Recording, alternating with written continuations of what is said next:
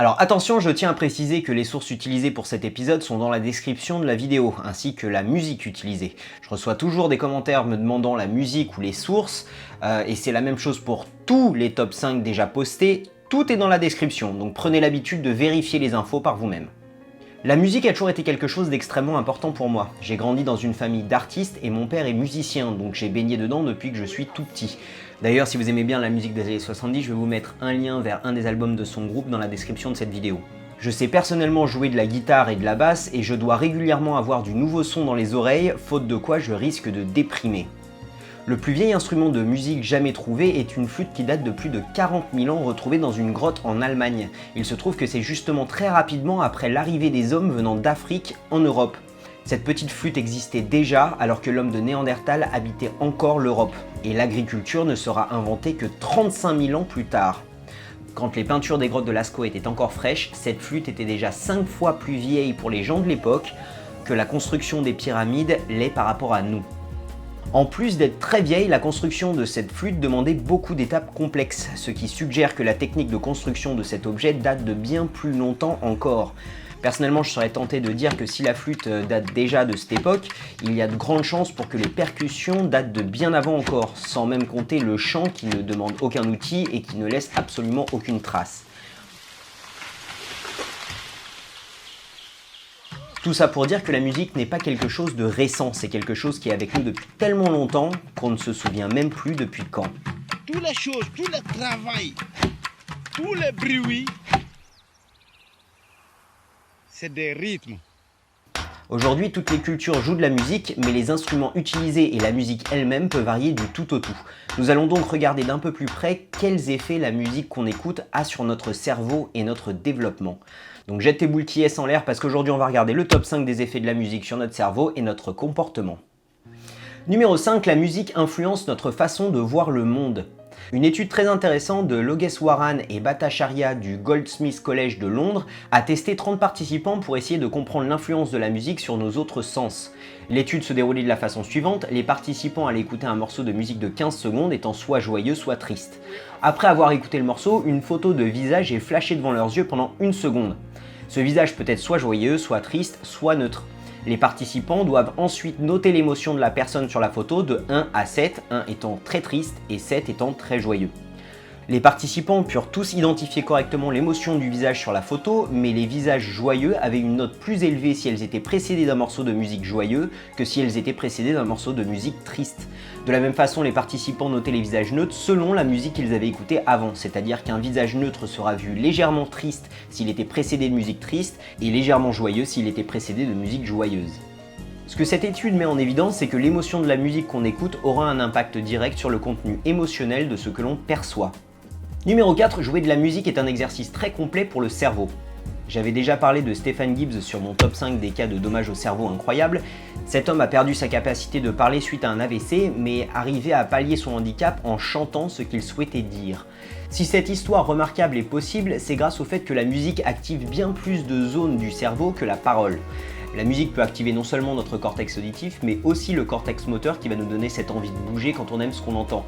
Il y a aussi le cortex préfrontal qui va s'occuper des anticipations musicales, c'est-à-dire les pics musicaux du morceau, mais aussi l'hippocampe traitant de la mémoire musicale, l'amygdale qui va lier une émotion à la musique. Bref, quand on écoute de la musique, c'est un feu d'artifice qu'on a dans le cerveau. Jouer d'un instrument de musique est donc l'un des exercices les plus complets que vous pouvez faire pour faire travailler votre cerveau. Une autre étude réalisée par l'université de Vermont College of Medicine montre des corrélations entre le fait qu'un enfant joue un instrument de musique et des développements plus importants dans le cortex moteur et dans les zones du cerveau s'occupant du comportement.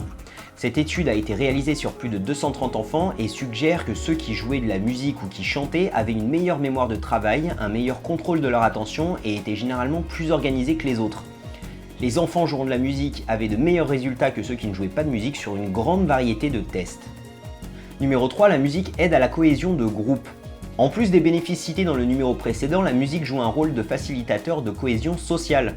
Quand on joue de la musique à plusieurs, beaucoup de facteurs vont être bénéfiques au groupe. La musique va donc pousser au contact entre les membres du groupe pour jouer ensemble. Le morceau en particulier amène aussi tout un bagage social dépendant de la culture de l'auteur du morceau. La musique fait aussi travailler la communication entre les membres du groupe pour se coordonner et coopérer ensemble. Nos choix de musique peuvent aussi être un signe d'apparence à un groupe, ce qui fait qu'on se sentira naturellement plus proche de quelqu'un qui écoute les mêmes musiques que nous, plutôt que quelqu'un qui écoute des musiques qu'on n'aime pas. Une autre étude que je vais vous mettre dans la description de cette vidéo montre que les liens de famille ou de groupe écoutant la musique avec leurs enfants sont plus forts que ceux qui ne le font pas. Numéro 2, la musique qu'on aime peut réduire notre douleur. Quand nous écoutons de la musique que nous trouvons agréable, notre cerveau va relâcher de la dopamine. La dopamine est une substance présente dans le cerveau qui est associée avec le plaisir. De la dopamine est aussi relâchée quand on mange quelque chose qu'on aime, pendant les rapports sexuels ou en prenant certaines drogues. Quand votre cerveau relâche de la dopamine, vous vous sentez plus heureux et c'est d'ailleurs sûrement un des facteurs qui va atténuer les effets de la douleur. Une étude montre que les sujets recevant des chocs électriques en écoutant un morceau qu'ils trouvent plaisant ont moins mal que ceux qui reçoivent les mêmes chocs en écoutant une musique disharmonieuse. Des études supplémentaires ont été réalisées, toujours en électrocutant des participants qui écoutaient de la musique. Ils réalisèrent que plus le sujet était absorbé dans le morceau et le moins il allait détecter ou réagir aux petits chocs électriques administrés. Et ces résultats semblent confirmer des études précédentes. Par exemple, on a pu découvrir que les conducteurs novices écoutant leur musique préférée dans la voiture seront moins alertes aux dangers de la route que ceux qui écoutaient une musique créée spécialement pour améliorer la sécurité au volant. Comme nous avons déjà pu le voir sur ma vidéo traitant de l'attention est quelque chose de limité. Si nous nous concentrons sur un morceau qu'on aime pendant la conduite, notre temps de réaction va augmenter considérablement, causant plus d'accidents. Mais pour en revenir à la douleur, si notre attention est absorbée par quelque chose d'autre, comme un morceau de musique qu'on aime énormément, il y a beaucoup plus de chances pour que des petits chocs électriques mineurs soient complètement ignorés. Numéro 1, la musique aide à guérir. La musique a été utilisée à des fins thérapeutiques depuis très longtemps. On peut se rappeler de l'exemple de Justin II au VIe siècle après JC qui, après avoir sombré dans la folie, ordonna que de l'orgue soit joué constamment dans le palais. Des études montrent qu'écouter de la musique avant, pendant et après une opération chirurgicale peut réduire l'anxiété du sujet et aussi réduire les doses d'antidouleurs demandées par le patient. Comme nous avons déjà pu le voir avec le cas de Stephen Gibbs, la musique peut aussi être utilisée pour retrouver une perte de langage dans certains cas. Mais la musique aide aussi beaucoup les patients souffrant de démence, comme les patients souffrant de maladie d'Alzheimer. Les patients souffrant de démence auront des pertes de mémoire plus ou moins lourdes, la perte de capacité motrice, du mal à se souvenir d'événements passés, ainsi que du mal à organiser et à formuler leurs pensées. Mais regardez ce qu'il se passe quand on fait écouter à un patient une série de musiques ayant eu de l'importance dans sa vie. Isn't that awful? No, that's life. La musique aide des patients à reformuler des souvenirs et à refaire une connexion avec leur identité perdue, ce qui doit apaiser leur détresse face à cette situation. Don't you do that too?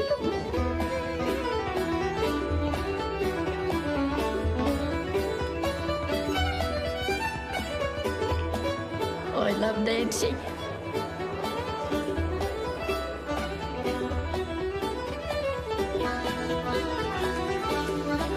Everybody up.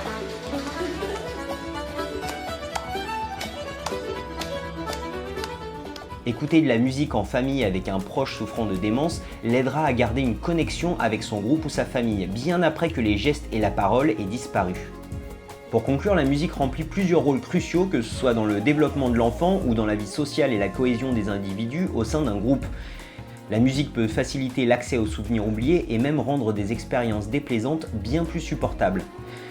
Cette vidéo était donc un placement de produit pour la musique en général. La musique, c'est cool!